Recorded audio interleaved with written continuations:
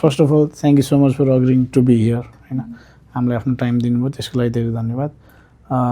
र म्यामको एक्सपिरियन्स सेयरिङबाटै सुरु गरौँ। What was it like for you to study social work at bachelor's level? त्यहाँबाट स्टार्ट गरौँ त। मेरो लागि सोसल वर्क चाहिँ 7 क्लासमा हुँदाखेरि सुरु भएको थियो कि मेरो ड्रिम चाहिँ। त्यतिखेर चाहिँ के भएको थियो भन्दाखेरि एउटा भिडियो प्रेजेन्टेसन हेरिराखेको थिएँ, अनि त्यो प्रेजेन्टेसन चाहिँ कस्तो खालको थियो भन्दाखेरि चेन्ज देखिने खालको। सुरुमा चाहिँ केही पनि नभएको एउटा पिक्चर थियो भने पछि चाहिँ त्यहाँ काम गरिराख्दाखेरिको चेन्ज देखिएको थियो।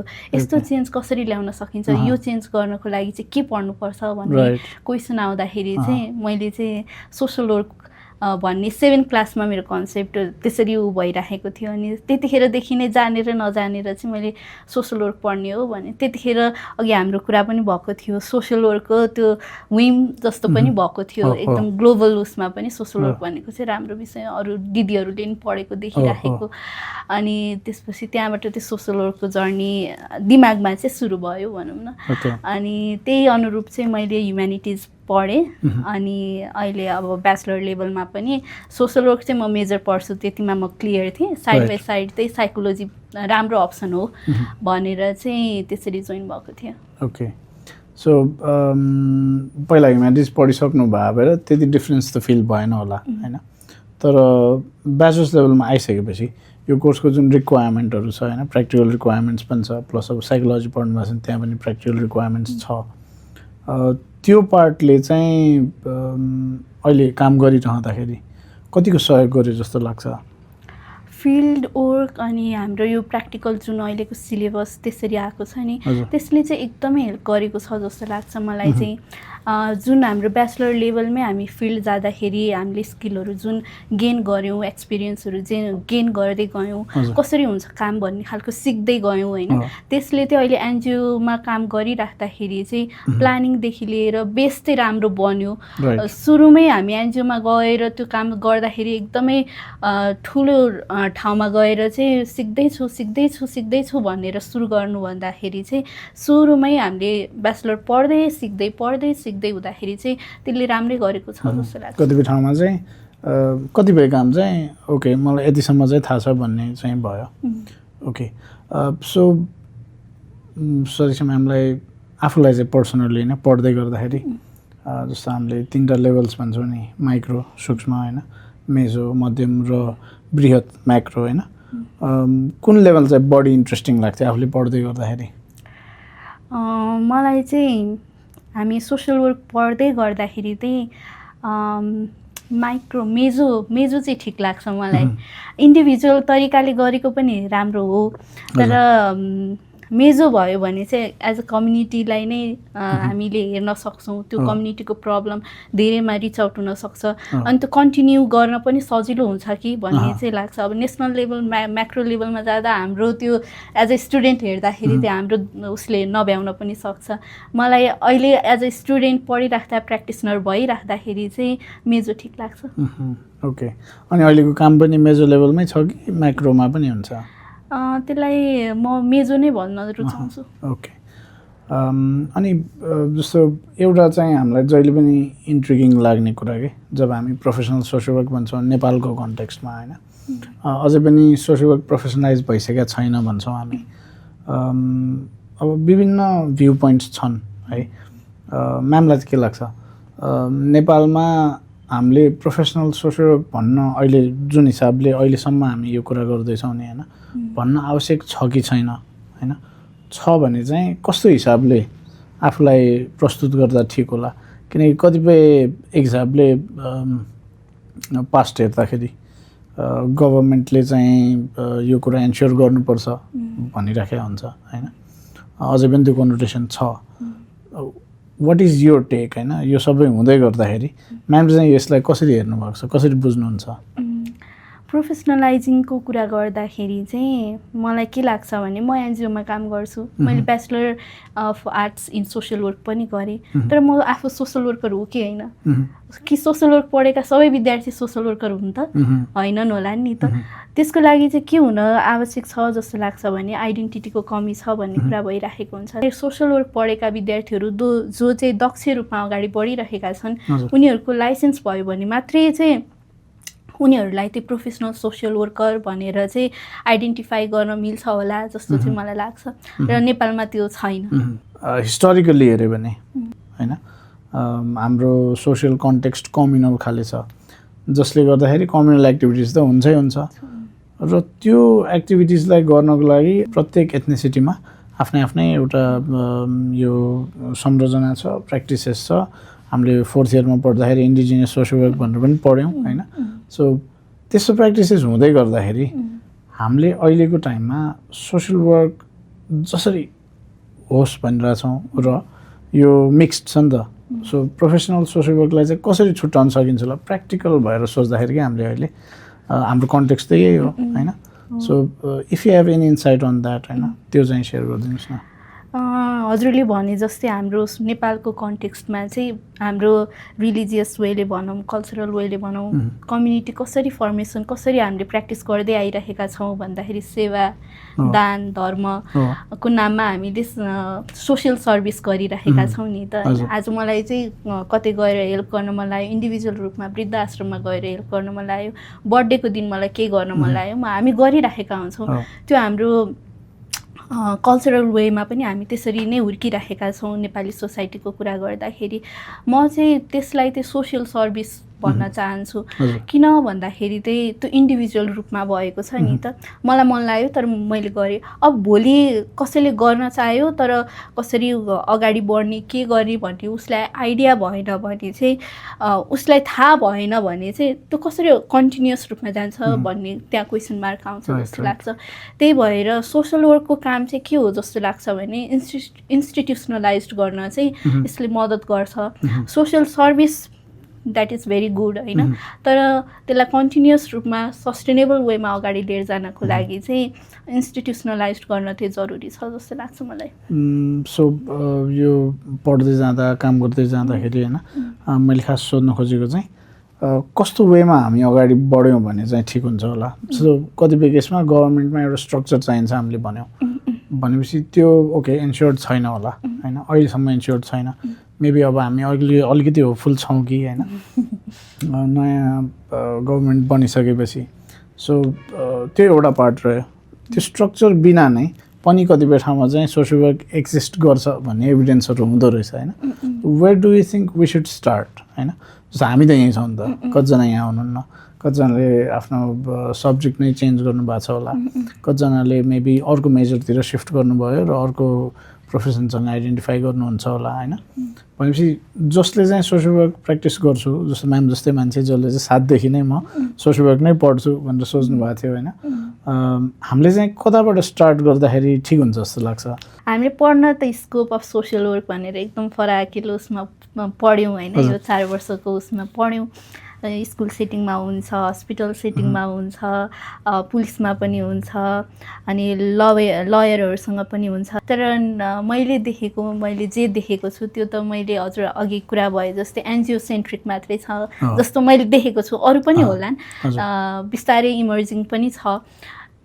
तर अब हजुरले भने जस्तै कसरी सुरु हुनसक्छ प्रोफेसनलाइजिङको स्टेप भन्दाखेरि चाहिँ मैले देखेको चाहिँ लाइसेन्सकै उबाट चाहिँ अगाडि बढ्नुपर्छ कि जस्तो लाग्छ। त्यो भयो भने चाहिँ हाम्रो आइडेन्टिटी के हो त, म सोसियल वर्कर हो भनेर मैले के आइडेन्टिटीको आधारमा भन्ने, त्यो लाइसेन्स हुन जरुरी छ। रेगुलेटरी बडी पनि त्यस सँगसँगै चाहिँ हुन आवश्यक छ। फेरि म सोसियल वर्कर हो भनेर भन्छु अनि मैले गरेको काम राइट कि रङ, कसरी अगाडि बढिराखेको छु भन्ने कुरा रेगुलेसन हुन पनि जरुरी छ। अनि अर्को कुरा चाहिँ नेपालको आफ्नै कोड अफ इथिक्स भयो भने चाहिँ हामी कुन कुन ठाउँमा चाहिँ कसरी काम गर्ने त, स्कुल सेटिङमा कसरी काम गर्ने, हस्पिटल सेटिङमा कसरी काम गर्ने भन्ने खालको हाम्रो आफ्नै नेपालको कन्टेक्स्टमा चाहिँ कोड अफ इथिक्स भयो भने चाहिँ त्यसरी professionalizing of social work in Nepal चाहिँ बाटो चाहिँ बन्छ होला। सो हामीले अहिले त्यसरी हेर्दाखेरि maybe we need a code of ethics that is contextual to Nepal. त्यस पछाडि एउटा कुनै गभर्मेन्टको निकाय जसले चाहिँ सोसियल वर्कलाई मोनिटर गर्छ र सँगसँगै जसले सोसियल वर्कर्स चाहिँ यो मान्छे हो भनेर रेगुलेट गर्छ होइन। त्यो भयो भने चाहिँ अब त्यो एक हिसाबले संरचना हो, स्ट्रक्चर हो। ओके, अब कुनै इन्स्टेन्सेसले यस्तो भेट्नु भएको छ जहाँ चाहिँ यो सेक्टर चाहिँ सोसियल वर्कले बढी कन्ट्रिब्युट गर्न सक्छ भनेर त्यस्तो कुनै देख्नु भएको छ? ठ्याक्क त्यस्तो त मैले आफैले एनालाइसिस गर्न सकेको छैन, तर मलाई के चाहिँ लाग्छ भन्दाखेरि त्यो सोसियल वर्क भनेको इन्टरडिसिप्लिनरी सब्जेक्ट हो नि त। हामी जोसँग पनि मिलेर काम गर्न सक्छौँ, साइकोलोजिस्ट होस्, लयर होस् होइन। हाम्रो सेक्टर चाहिँ स्कोप चाहिँ फराकिलो छ। अब हाम्रो त्यही अनुसारको नेपालको कन्टेक्स्टमा चाहिँ हामीले आफ्नो ठाउँहरू चाहिँ बनाउन सक्नुपर्छ, हाम्रो कामहरूले प्रुभ गर्न चाहिँ सक्नुपर्छ जस्तो लाग्छ। यही ठाउँमा बाट सुरु गर्ने भन्ने खालको चाहिँ मैले ट्याक्क अहिले चाहिँ भन्न सकिनँ। ओके, अनि रिसेन्टली एउटा नयाँ डाइमेन्सन चाहिँ के आयो भने नेपाल चाहिँ बिस्तारै मोडर्नाइजेसन त अब फैलि नै रहेछ, अर्बनाइजेसन पनि फैलिरहेछ, जसले गर्दाखेरि नेपालको सोसियल कन्टेक्स्ट पनि चेन्ज भइरहेछ।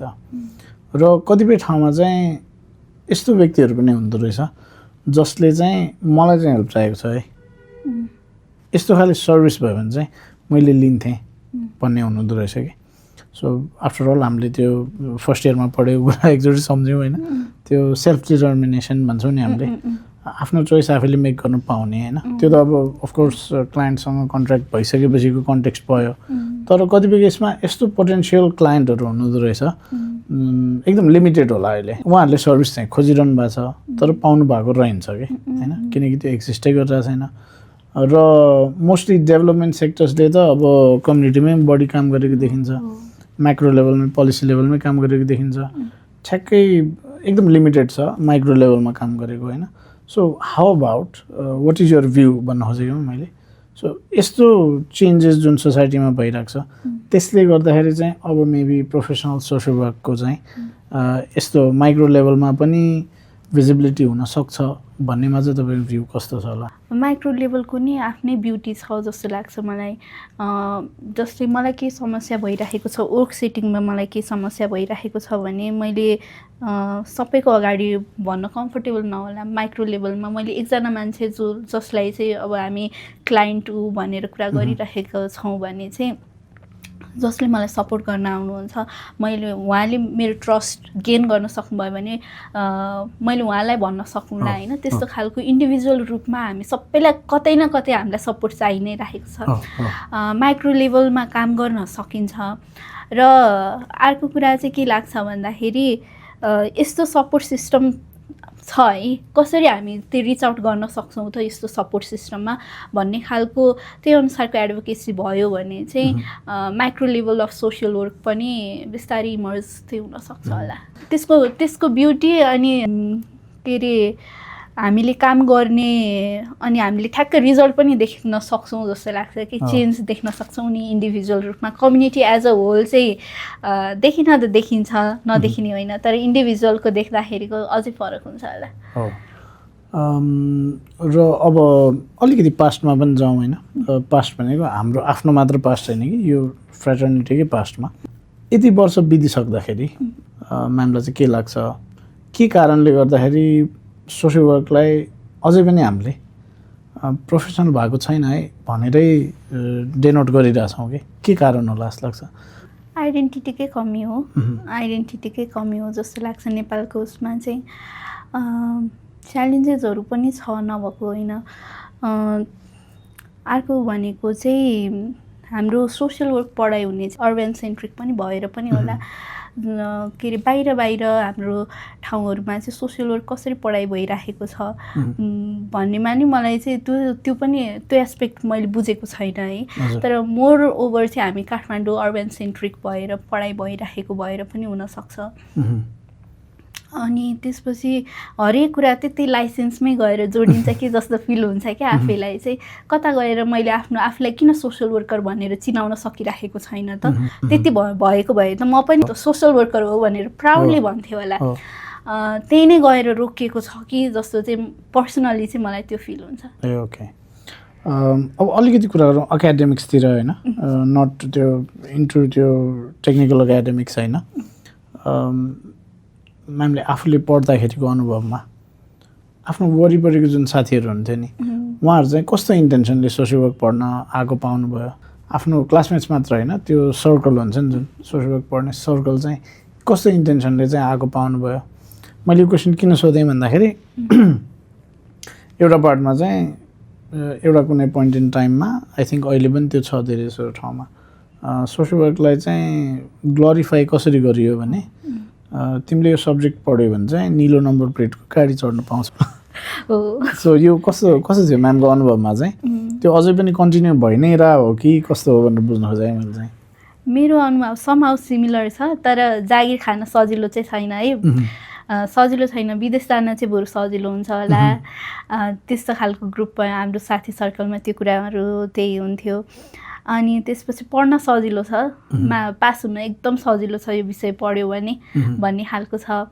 अनि अर्को चाहिँ फर्स्ट इयरमा जोइन भइराख्दाखेरि चाहिँ बिस्तारै ड्रप आउट पनि बढ्यो कि के कारणले बढ्यो भन्ने लाग्यो भने फिल्ड प्लेसमेन्टले गर्दाखेरि हरेक वर्ष चाहिँ अब 2-3 महिना चाहिँ हाम्रो प्लेसमेन्ट हुनुपर्छ, त्यो हामीले काम गर्नुपर्छ भनेपछि त्यो टाइम त इन्भेस्ट गर्न सकिँदैन भन्ने खालको पढ्न रुचि भएको, सोसियल वर्क पढ्न रुचि भएको तर टाइम दिन नसक्ने भएर चाहिँ ब्याक हुनु परेका साथीहरू पनि हुनुहुन्थ्यो। अनि अर्को सजिलो चाहिँ विदेश जान सजिलो छ सोसियल वर्क पढ्यो भने भन्ने हिसाबले चाहिँ जोइन भएको चाहिँ देखिन्छ। पहिला 3 इयर्सको हुँदाखेरि चाहिँ बाहिर गएर पनि एउटा अर्को कोर्स गर्नुपर्ने होइन त्यस्तो सिचुएसन थियो भने अहिले चाहिँ आई थिङ्क त्यो टाइम चाहिँ पुग्छ 4 इयर्स पढ्यो भने भन्ने चाहिँ छ। यो समथिङ सिमिलर नै रहेछ है। अनि अहिले म्यामले जुन काम गरिरहनु भएको छ त्यो काममा चाहिँ आफूले पढ्दाको सम्झना, अघि हामीले म्याक्रो मेजो लेभलको कुरा गऱ्यौँ होइन, सम्झिँदाखेरि कुनै त्यस्तो एउटा कुरा के मेबी त्यो सोसियल वर्कको नलेज बेसले नै दिएको होला होइन, अथवा आफू कुनै प्रोग्राममा इङ्गेज भएको बेला त्यस्तो कुनै एक्सपिरियन्स छ जुन चाहिँ मलाई पछि पनि काम लाग्छ है काम गर्दाखेरि मैले चाहिँ यो कुरा चाहिँ सिकेँ, त्यो चाहिँ पढाइसँग रिलेटेड पनि हुनसक्छ अथवा आफ्नो स्टुडेन्ट लाइफको एक्सपिरियन्ससँग रिलेटेड हुनसक्छ, विच यु चेरिस होइन, त्यो चाहिँ सेयर गरिदिनु मिल्छ भने? छ, पक्कै पनि छ। के अरे हामीले सोसियल वर्कमा जे प्रिन्सिपल जे स्किल चाहिन्छ सोसियल वर्करको भनेर भनिराखेका हुन्छौँ नि, त्यो प्रिन्सिपल त्यो स्किलहरू चाहिँ यता एनजिओमा काम गर्दाखेरि पनि त्यही नै युज हुन्छ।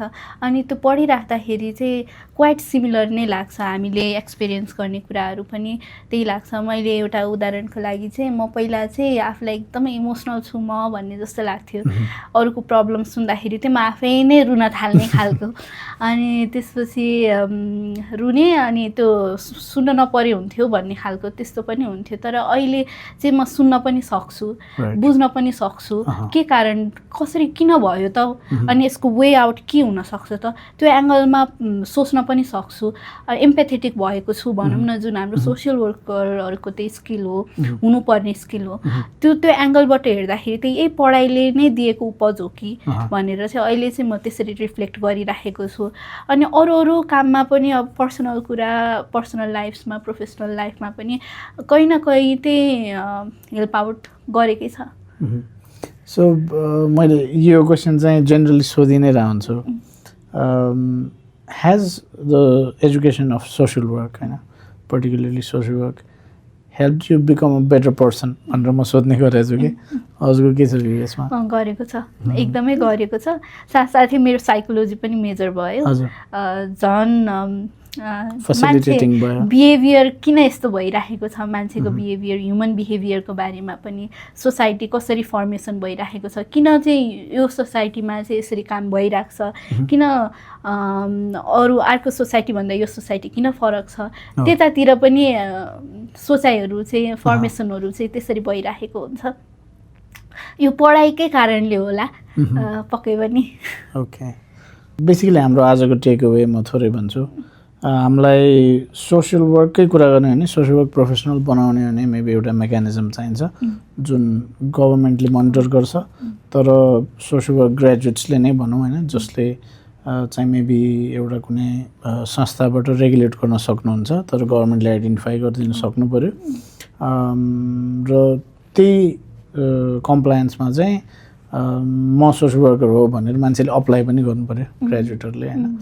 म्यामको आफ्नो एक्सपिरियन्सको कुरा गर्दाखेरि चाहिँ सोसल वर्कको नलेज बेसले सँगसँगै अब अर्को मेजर जुन साइकोलोजी लिनुभयो उहाँले, त्यसले गर्दाखेरि चाहिँ आफूलाई काम गर्न सजिलो भएको पनि अनुभव गर्नुहुन्छ। र एज अ पर्सन पनि त्यो नलेजले चाहिँ मलाई सोसाइटीलाई पनि एनालाइज गर्न सजिलो भएको छ र सोसाइटीमा मेबी कतिपय ठाउँमा एडजस्ट गर्न र आफ्नो रोल प्ले गर्न पनि सजिलो भएको छ भन्ने कुरा भयो। ओके, सो हामीले अहिले बेसिक टेकअवे यति राख्यौँ होइन।